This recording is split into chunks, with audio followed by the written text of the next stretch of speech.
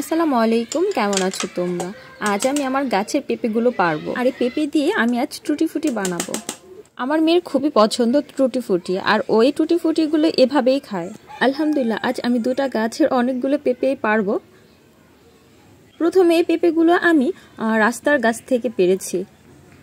এরপর বাড়ির ভিতরে যে পেঁপে গাছটা আছে ওই গাছের থেকে এখন পেঁপে পারবো। দেখো, নিচে থেকে একদম মাথা পর্যন্ত পেঁপে, আর ছোট বড় কত পেঁপে, মাশাআল্লাহ, আলহামদুলিল্লাহ আলহামদুলিল্লাহ, আল্লাহর কাছে লাখ লাখ শুকরিয়া। বাড়িতে যদি এরকম গাছ থাকে তাহলে অবশ্যই আর বাজার থেকে পেঁপে কিনে খেতে হবে না। দেখো পেঁপেটা কত বড়, আর এই পেঁপেটা রেখে দিলে পাকবে। আর এই গাছের পেঁপেগুলো অনেক মিষ্টি। আমার মেয়েকে বলতেছি মুশফিকা পেঁপেটা ধরো, বলতেছে এত বড় পেঁপে মা, আমি তো ধরতেই পারি না। দেখো একটার সাথে আর একটা পেঁপে লেগে আছে, আর মনে হইতেছে যে জায়গায় নেই পেঁপে গাছে। আর ছোট পেঁপেটা একদম গাছ পাকা, দেখো দেখতে কত সুন্দর লাগতেছে। আর এভাবে করে গাছে পেঁপেগুলো ছিঁড়ে নিব। এই গাছে আরও পেঁপে ছিল, আর এই পেঁপেগুলো বাড়ির সবাইকে দেওয়া হয়েছে। কেউ এসে যদি চায় তাহলে তাকে তো আর না করা যায় না, আর আমি কখনো কাউকে কোনো জিনিসের জন্য না করি না, সবাইকে দেওয়ার চেষ্টা করি সব সময়। গাছে পেঁপেগুলো ছিঁড়া শেষ, আর দেখো এক বল পেঁপে। আর এখান থেকে আমি সবার বাড়িতে দিব, আমার আম্মুর বাসায় নিয়ে যাব, বোনের বাসায় নিয়ে যাব, আর আমার জালের বাপের বাড়িতে পাঠাবো। আর এবার দেখো পেঁপে দিয়ে টুটি ফুটি বানানোর জন্য আমি পেঁপেগুলোকে কিউব কিউব করে সুন্দর করে কেটে নিতেছি। এখানে বড় ছোট করে কাটা যায়, আর আমি ছোট ছোট করেই কেটে নিচ্ছি। পেঁপেগুলো কাটার পরে এবার আমি এগুলোকে সিদ্ধ করবো। এর জন্য একটা কড়াই বসাই দিলাম, আর এর মধ্যে পানি দিয়ে দিলাম সিদ্ধ হওয়ার জন্য। পানি যখন হালকা গরম হবে এর মধ্যে আমি পেঁপে দিয়ে দিব সিদ্ধ হওয়ার জন্য।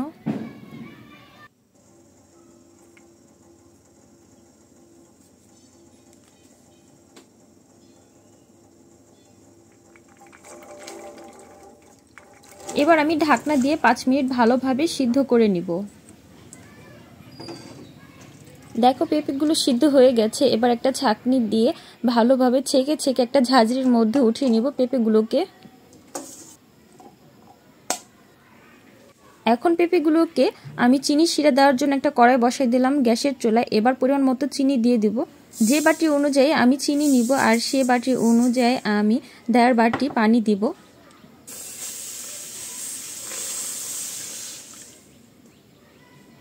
আর এবার এটাকে ভালোভাবে নেড়ে চেড়ে নিব। আর এই টুটি ফুটি বানানোর জন্য চিনি শিরাটাকে বেশি ঘন না করলেও হবে, হালকা ঘন হলেই হবে। যখন চিনিটার মধ্যে বলক চলে আসবে তখন এই সিদ্ধ করে রাখা পেঁপেগুলো আমি এই চিনি শিরার মধ্যে দিয়ে দিব। এবার ভালোভাবে নেড়ে চেড়ে যখন চিনিটা ঘন হয়ে আসবে, পানিটা শুকিয়ে যাবে, তখন এর মধ্যে ভ্যানিলা এসেন্স দিয়ে দিব জাস্ট ফ্লেভারের জন্য।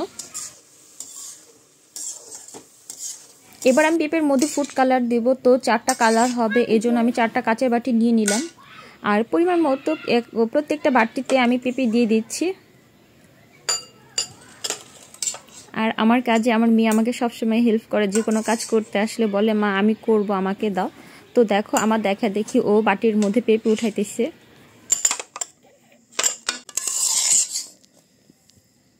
মেয়েরা সবসময় কাজে মাকে সাহায্য করে প্রত্যেকটা সময়।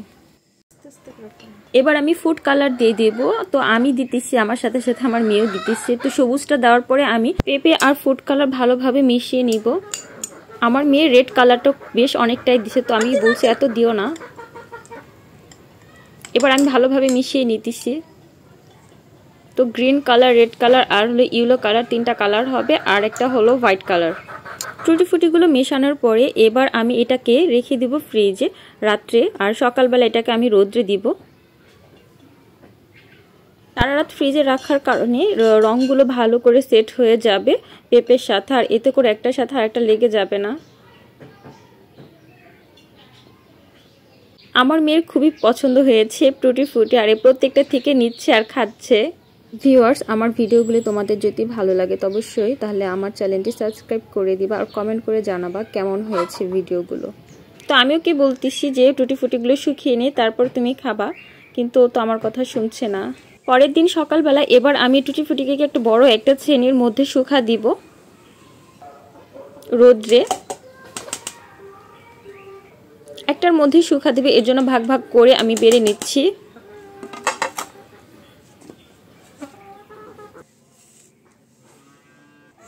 এভাবে 2-3 রোদ শুকালে টুটি ফুটিগুলো সুন্দর হবে। আর যদি এভাবে ফ্রিজে রাখতে চাও তাহলে একদিন রোদ দিলেই হবে, আর যদি বাহিরে রাখতে চাও তাহলে 2-3 দিন রোদ দিতে হবে। তাহলে টুটি ফুটিগুলো বেশ 2-3 মাস ভালো থাকবে। তো আমার রান্নাঘরে অনেক রোদ পড়ে সকাল থেকে, তো সকালবেলায় আমি এগুলোকে শুকা দিলাম।